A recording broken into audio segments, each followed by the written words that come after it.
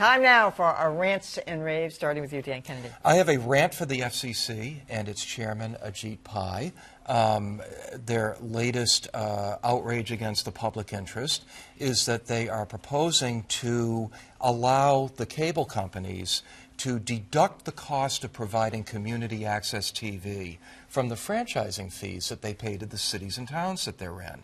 As Susan Fleischman of Cambridge Community TV says, it's like saying we shoveled the snow in front of our building, so we're going to deduct that from our property taxes. At a time when local newspapers are really suffering, community access TV is a vital way of keeping people informed, and this really puts that in danger. It could happen as soon as this month. Is it everywhere or just? It would be everywhere. It would be up to cities and towns how to implement it, but yeah. I love cable access. There are so many gems on cable access. We'd like to thank WDBH for that clip. I'm here with Mass Access President Melinda Garfield. Melinda, how does Mass Access dealing with this potential threat? Sure. So just to reiterate the problem here, the FCC has a notice of further proposed rulemaking that would effectively take all of the franchise fees that consumers pay on their monthly bills, and they would deduct whatever they wanted to from in-kind, as in-kind services. So really, for those who kind of don't understand what this kind of means. For example, me. Right. So for those of us who are watching who aren't up on our cable franchise laws, let's take it local, right? So the town of Westwood has Verizon and Comcast that do business in our town. They have all their cables run throughout the town. Correct. They run, and that's the rights of way, right? So the Cable Act of '84 demanded that any cable company that was coming to hang their wires to, to transmit their cable signals in town, that they have to provide PE&G, so that's Public Education and Government, aka what Westwood Media Center does. And we call that PEG access? We call it PEG access, but nowadays we call it Westwood Media Center. And so to provide that type of programming, so that was the funding mechanism that they would have to provide to these towns, right? So then in 1996, the Cable Act got rewritten. And that is when the cable companies were allowed to pass on that franchise fee to the consumer. So if you are a cable subscriber, you'll notice on your bill it says franchise fee down on the bottom. It's about $5, print. right? It's about $5, and that is basically all helping to support Westwood Media Center in our operation. So we are a private nonprofit, although every town and city in Massachusetts that has one of these, and there's about 200 of media centers in Massachusetts, they're a mixture of, majority are 501c3 nonprofits, but there are some that are municipally run. And Massachusetts is actually much different than the rest of the country. Some states have no PEG. Some states have statewide franchising, which means the money from the cable companies go directly to the state, and the state then trickles down as it sees fit. But in Westwood, first when they came in, or any place around Westwood, the cable company had to pay money to the municipality. Then after 1996, they were able to charge the customer $5 a month, essentially, and use that money to pay the town. Right. So what's going on now? So now the FCC is saying that, well, because every, Westwood has a contract with both Verizon and Comcast. In fact, Verizon's just renewed last year. And for the money that they were receiving, they are saying now that they can deduct in-kind services. Now, what does that mean? Okay, well, in that contract, they provide the town with free cable drops to all of our municipal buildings. What's a drop? So a cable drop would be like to get free cable TV. So if I'm at the police station, all the cable channels that I see there, so they're watching the news, that's the drop. They're drop. watching the news, that's a drop. So any municipal building, any school building, they all get basically free cable. Okay. And all of those cable drops you could assign a value to based on what you pay for cable as a consumer in your house, times that by how many drops, times that by each month. You're looking at, right off the top, probably about $20,000 to $30,000 deducted from these franchise fees.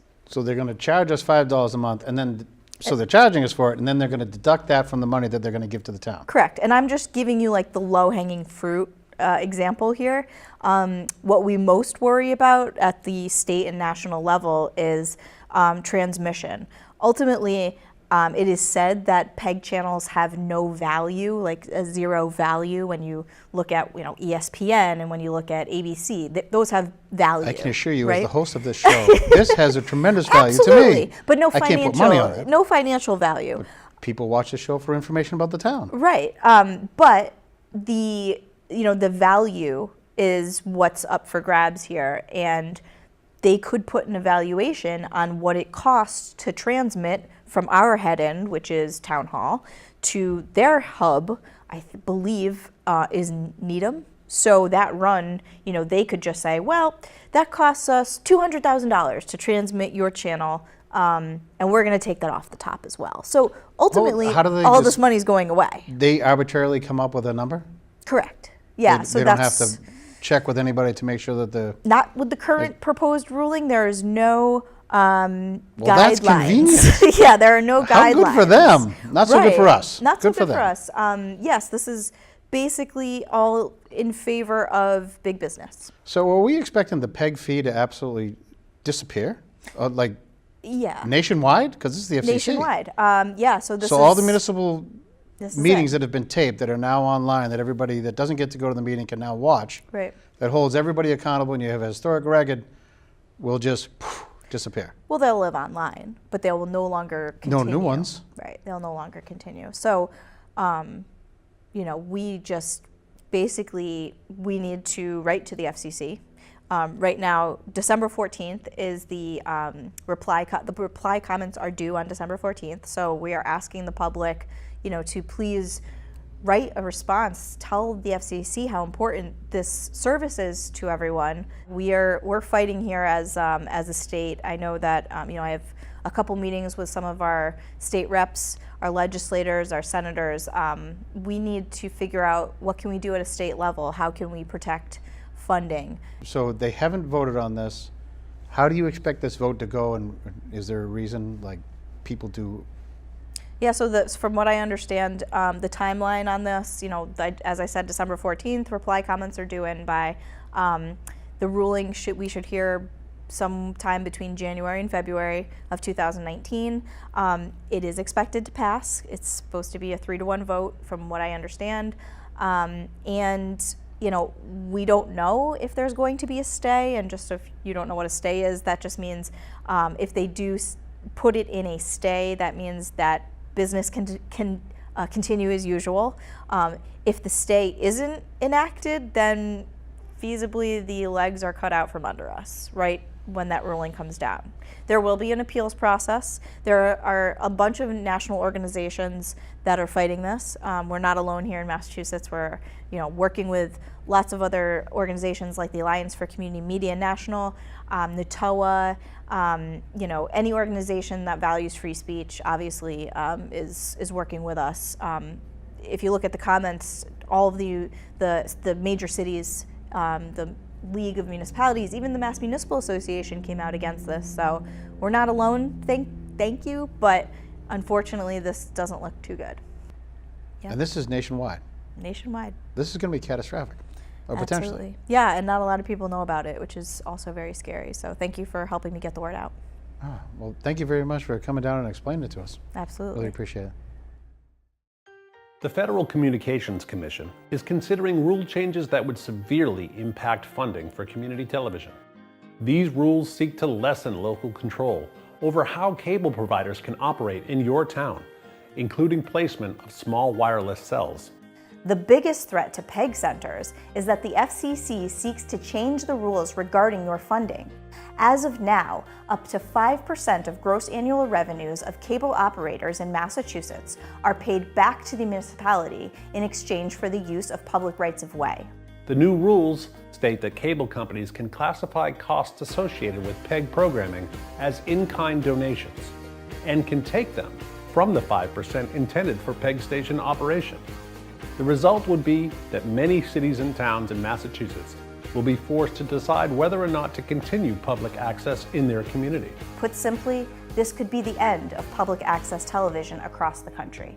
Ask your state legislators to file in support of comments made by Mass Access. The more voices heard, the bigger the impact. For more information on how to file, visit massaccess.org. The deadline for filing reply comments is December 14th, so don't delay, or it could all be gone. Just like that.